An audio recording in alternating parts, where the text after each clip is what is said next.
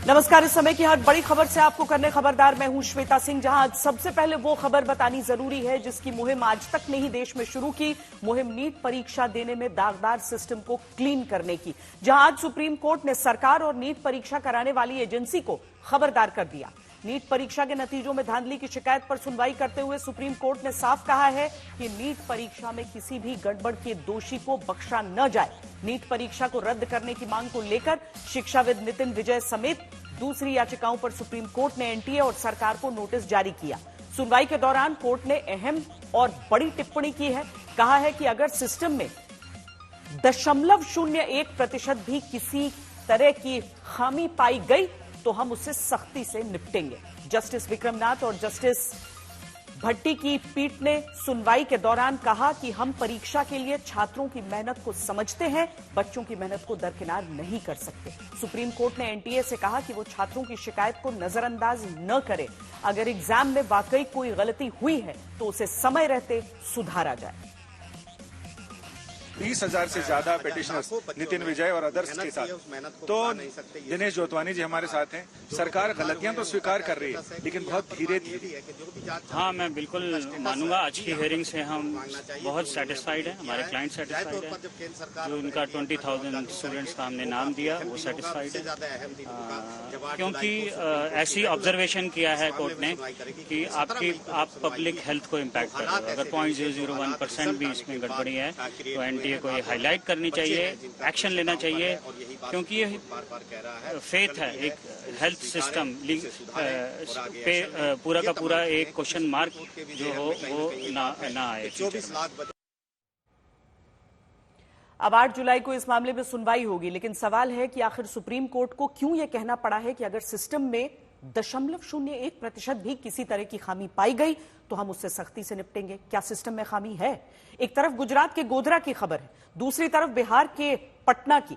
ये वो दो राज्य हैं जहां गोधरा में आरोप लगा कि नीट परीक्षा के एक सेंटर पर सुपरवाइजर और प्रिंसिपल मिलकर 30 अभ्यर्थियों को नकल करा के पास कराने के बदले प्रति छात्र 10 लाख रुपए ले चुके थे। वहीं पटना में आरोप यह है कि नीट का पेपर लीक करा के उसके जवाब रटाए जा रहे थे। इसके लिए दावा है कि प्रति छात्र 30 से 40 लाख रुपए की डील हुई थी। दोनों जगह पर स्थानीय पुलिस जांच में जुटी है और तब खबरदार करता सवाल है कि अगर पेपर लीक और नकल के आरोपों पर जांच अभी जारी है तो क्लीन चिट देने की जल्दबाजी में क्यों है?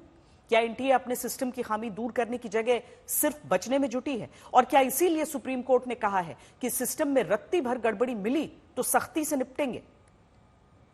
सख्ती जरूरी भी है क्योंकि पहले एनटीए के अधिकारी कहते रहे कि ग्रेस नंबर देने में कोई चूक नहीं हुई, लेकिन फिर वही एनटीए सुप्रीम कोर्ट में जाकर कहता है कि ग्रेस नंबर से शंका बढ़ी है, इसीलिए ग्रेस नंबर पाने वालों को दोबारा परीक्षा 23 जून को देनी होगी या फिर बिना ग्रेस नंबर के उनका स्कोर कार्ड जारी होगा। एनटीए कहता है कि सिर्फ 6 सेंटर पर चूक हुई और कहीं कोई गड़बड़ नहीं हुई, लेकिन बिहार और गुजरात में पेपर लीक और परीक्षा में नकल कराने के आरोप लगते हैं।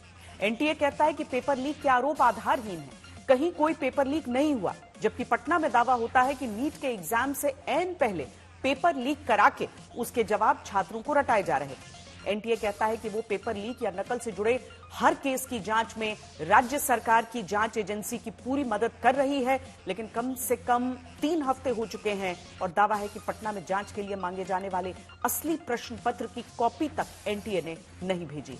इसीलिए याद करिए गुजरात में कैसे नकल कराने की डील के आरोप नीट के इम्तिहान में लगे।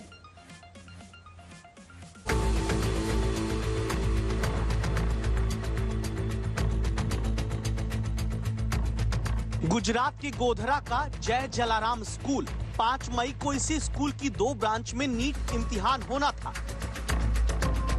उससे ठीक पहले पंचमहल जिले के कलेक्टर को मिली एक गुप्त सूचना के आधार पर पुलिस तुषार भट्ट नाम के टीचर की कार से 7 लाख कैश बरामद करती है। फिर गुजरात के गोधरा के इस स्कूल में नीट परीक्षा के दौरान एक बहुत बड़ी नकल की डील का दावा सामने आता है, जिसके ये 5 आरोपी अभी पुलिस की गिरफ्त में हैं। इनके नाम जान लीजिए। तुषार भट्ट स्कूल में परीक्षा का सुपरवाइजर जो बनने वाला था, पुरुषोत्तम शर्मा स्कूल का प्रिंसिपल, परशुराम रॉय ओवरसीज का मालिक, विभोर आनंद पुरुषोत्तम का साथी, आरिफ वोरा बिचौलिया। अब देखिए इनके पास से क्या मिला। नीट में नकल कराने के बदले खाली चेक, नीट में नकल कराने के बदले भरे हुए 2 करोड़ 30 लाख रुपए के चेक, नीट में नकल कराने के बदले लाखों का कैश। अब जिस नीट परीक्षा को दाग रहित बताने में पूरा एनटीए 10 दिन से जुटा हुआ है, उसी परीक्षा के दौरान हुई एक नकल की डील की जांच करती पंचमहल पुलिस के एसपी हिमांशु सोलंकी को सुनिए। जितने भी चेक्स मिले हैं वो जो एक पहले लिस्ट मिला हुआ था, उसमें कुछ बच्चों के नंबर से उनके और दूसरे भी जो भी मिले हैं, ये चेक ये बच्चों के भी उसमें से चेक्स है, उनके पेरेंट्स के भी चेक्स है। तो हम ये मान सकते हैं कि ये जो बच्चे ये चीटिंग के लिए इन्होंने तैयार किए थे। आरिफ, पुरुषोत्तम राय, विभोर, ये 3 एक कड़ी थे जिन्होंने गोधरा के जय जलाराम स्कूल में नीट परीक्षा में सुपरवाइजर बनाए गए। तुषार भट्ट से दावा है कि संपर्क साधा। दावा है कि डील ये थी कि प्रति बच्चे 10 लाख रुपए लिया जाएगा, 7 लाख रुपए पहले देना होगा, 3 लाख रुपए पेपर के बाद। काम ये होगा कि बच्चे को जितना सवाल आता है उनका वो जवाब OMR शीट में भरेगा, बाकी खाली छोड़ देगा, जिससे सुपरवाइजर तुषार भट्ट बाद में सही जवाब से भरवा देगा। एनटीए से हमने काफी डिटेल्स मांगी हुई है और हमारी एक टीम वहाँ पे गई भी हुई है। उसमें एक तो ये पूरी एग्जाम क्या कंडक्ट करने की पूरी प्रोसेस है, उसके बारे में हमने माहिती मांगी है।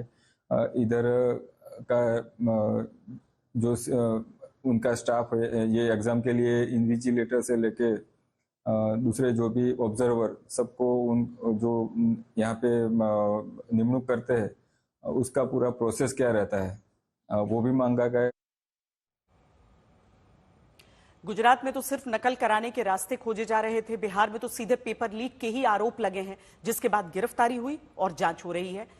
एक वीडियो हम आपको दिखाते हैं। पटना में 5 मई को होने वाली नीट परीक्षा से ठीक पहले पुलिस को एक छापे में मिले प्रश्न पत्र का जला हुआ टुकड़ा यह है, जिसे दावा है कि कुछ लोगों ने 30 से 40 लाख रुपए में नीट के अभ्यर्थियों को देने के लिए लीक कराया। और दावा यह भी है कि इसी लीक पेपर से जवाब छात्रों को रटाए जा रहे थे, लेकिन उससे पहले पुलिस पहुंच गई, आरोपी पेपर को जला दिया। 4 अभ्यर्थी समेत 13 लोगों को पटना पुलिस ने पकड़ा। अब इसी जले हुए प्रश्न पत्र के टुकड़े का नीट के असली पेपर से मिलान कराने के लिए बिहार EOU की टीम दिल्ली पहुंच रही है, क्योंकि 28 दिन पहले बिहार की टीम ने एनटीए वालों से कहा था कि नीट के मूल प्रश्न पत्र की कॉपी भेज दो ताकि FSL जांच में सहयोग मिले। 28 दिन बाद भी नीट के कान पर जूं तक नहीं रहेगी। अब खुद बिहार EOU की टीम दिल्ली जा रही है। कानून बनाने का काम चल रहा है और बिहार में तो हम लोग इस पर कानून भी आदरणीय मुख्यमंत्री के नेतृत्व में नीट के जो लोग भी इस तरह के प्रश्न पत्र लीक मामले में हैं, सब पे कार्रवाई करने का निर्देश दिया गया। और अब बिहार में नीट पेपर लीक के आरोपों की जांच के दौरान बड़ा खुलासा आज तक करने जा रहा है। 5 मई को नीट परीक्षा से पहले बिहार में पेपर लीक से जुड़ा यह खुलासा है, जहां NHAI के बंगले में अनुराग यादव नाम के अभ्यर्थी को रुकाने के दावे की पुष्टि हुई है। अनुराग यादव वही अभ्यर्थी है जिसे गिरफ्तार भी किया गया है। दावा है कि NHAI के दफ्तर में इसीलिए रुकाया गया था ताकि इसे बाद में तय जगह पर ले जाकर नीट के लीक हुए पेपर से सवाल दिखाकर जवाब रटाया जा सके। आज तक संवाददाता ने बिहार पुलिस के सामने आरोपियों के कबूलनामे के आधार पर जाकर NHAI के इस बंगले में तफ्तीश की तो पता चला कि एक आरोपी अनुराग यादव यहीं रुका था।